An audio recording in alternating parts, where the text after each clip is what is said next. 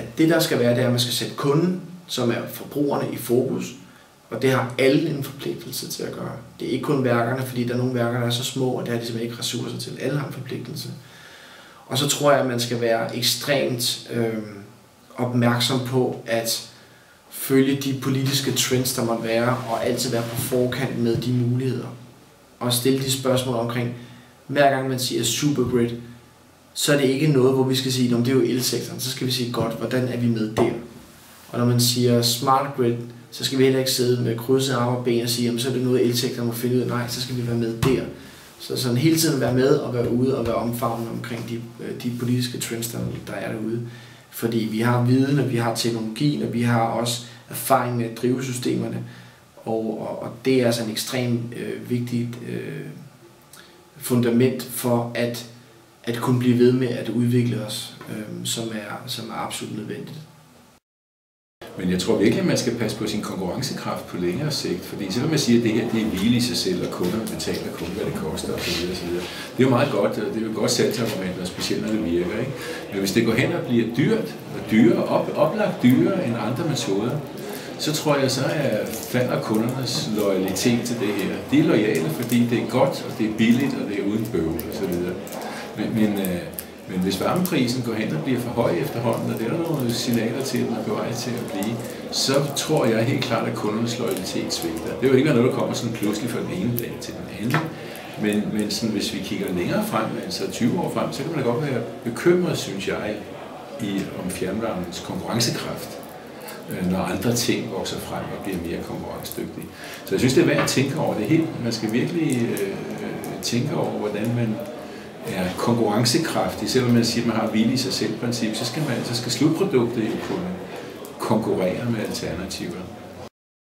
Jeg synes, det er rigtig positivt, at man begynder at åbne sig op og sige, okay, det har været godt her nu i mange år, men skulle vi ikke lige tænke os lidt om, at den langtidsholdbar, den her, ikke?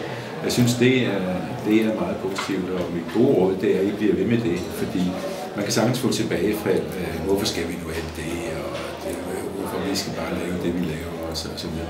Sådan nogle tilbagefald kan man sagtens få, men jeg fornemmer i hvert fald her også i dag, at den stemning er gået lidt rundt her, at der er, altså, tiverne er faldet, at man skal tænke sig godt om nu, og kigge efter mulighederne. Der er muligheder, men det kræver også forandring. Man kommer til at se forskelligt på det. Altså fjernvarme er ikke fjernvarme. Fjernvarme, det kan være forskellige ting afpasset efter, hvad det nu er for en kundegruppe, man har fat i. Er det nogen inde i de store centrale kraft-varmebyer, jamen så er det en. Er det et barmarksprojekt, jamen så er det nogle andre. Er det nyudstykning, så kan man tredje og ud på landet. Altså jeg tror, man skal prøve at kigge ind i det. Og det kan så godt være, at der er en masse politiske problemer, eller det kan man ikke inden for varmeforsyningsloven, altså nogle ting. Men jeg tror bare, det er det, der skaber noget udvikling, det er, at man får kunden i fokus. Det er enormt vigtigt, at fjernvarmen, frem for at se sig selv som nogen, der leverer varme, ser sig nogen, som leverer energiløsninger sammen med de andre energipartnere på området. Ikke? Sådan, så man ligesom ændrer sit fokus lidt, og lader være med at se sig som isoleret varmtvandsleverandører, men se sig som nogen, der leverer energiløsninger meget gerne sammen med elselskaber og sammen med nogle af de andre energiselskaber. Du kan jo se fjernvarmeteknologien, det vil så sige in-house. Det er med entreprenører. Det skal man nok, og det er man nok ret god til. Der hvor fjernvarme skal udvikles, det er det, der ikke er teknologi. Det er i forhold til organisation og i forhold til kunde. Og synergi til andre brancher. Når elsektoren skulle liberaliseres, så kigger man over mig, hvor man gjorde det i telesektoren og andre. Fordi der kunne man se, hvordan andre, der var i lignende situationer, håndterede det. Og det tror jeg også, at det er fjernvarme skal. Så ikke så meget behov for, at fjernvarme skal mødes med fjernvarmefolk, men man skal mødes med andre. Altså jeg synes jo, at fjernvarmeudviklingscenter per definition er et rigtig godt koncept.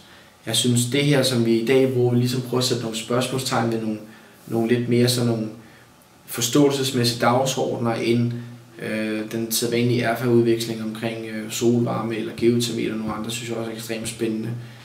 Men man kan også godt mærke, at udfordringen for sådan et arrangement her, det er jo i virkeligheden at motivere værkerne derude. Ikke? Altså der burde jo være 400 mennesker.